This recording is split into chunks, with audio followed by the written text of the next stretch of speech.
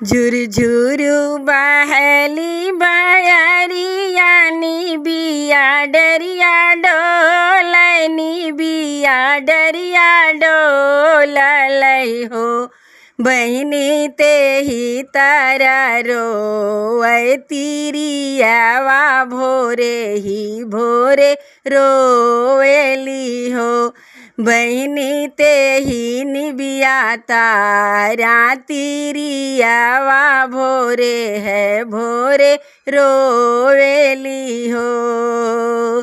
तेही निबिया तारा दुर्गा मैया उरो शीतल मैया उरो शीतल मैया हो।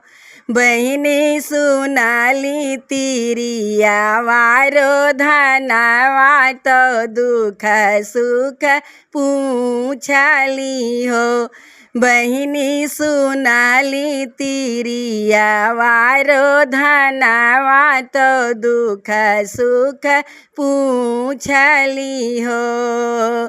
भूखली रहो एकादशिया तुलसी दियना बारो तुलसी दियना बारे न हो।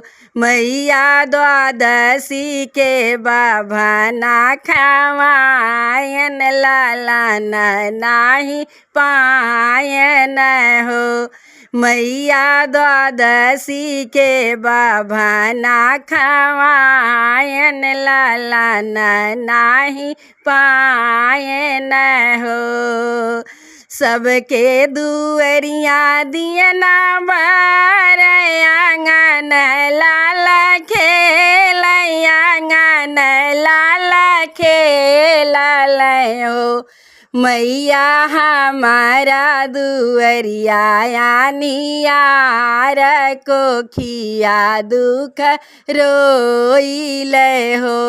मैया हमारी दुअरिया नियार को खिया दुख रोइल हो। इतना बचनी सुन दुर्गा मैया उरो शीतल मैया उरो शीतल मैया हो। बेटी हमारा कहाल तू मान ललन तू पाइबू हो।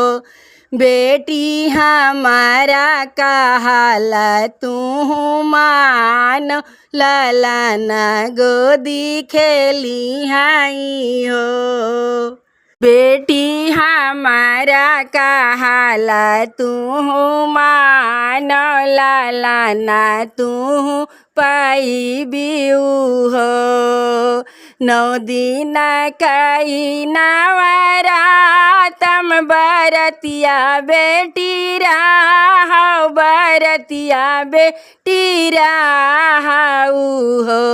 बेटी आंगना में काला धराओ तो दिया ना जला हवाऊ हो। बेटी आंगना में काला धराओ तो दिया ना जला हवाऊ हो। अंगना में कलश धराओ तो दिया ना जला वो तो जवना बोवाऊ हो। बेटी पंडित से पाठिया कराओ ललना तू खेलावाऊ हो। बेटी पंडित से पाठिया कराओ ललना तू खेलावाऊ हो। 9 दिन हो मिया कराओ तो छोहरी खावा आओ तो कन्या खावाऊ हो। बेटी है प्रसाद तू खाऊ ललना सुख पावाऊ हो। बेटी है प्रसादवा तू खाऊ ललना सुख पावऊ हो।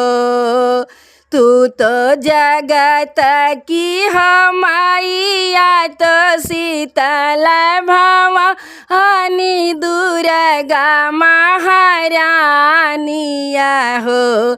मैया हमारो दुआरी दियना बारू हमारो कोखिया जागई हो।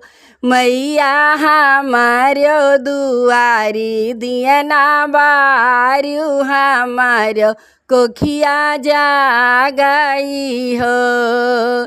मैया के पकड़ै चरनिया बहुत कई रोवै बहुत कई रोवली हो।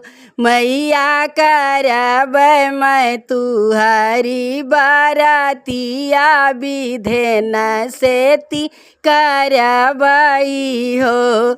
मैया करब मैं तुहरी बरतिया विधे सेती करबई हो। अम्बे मात की जय।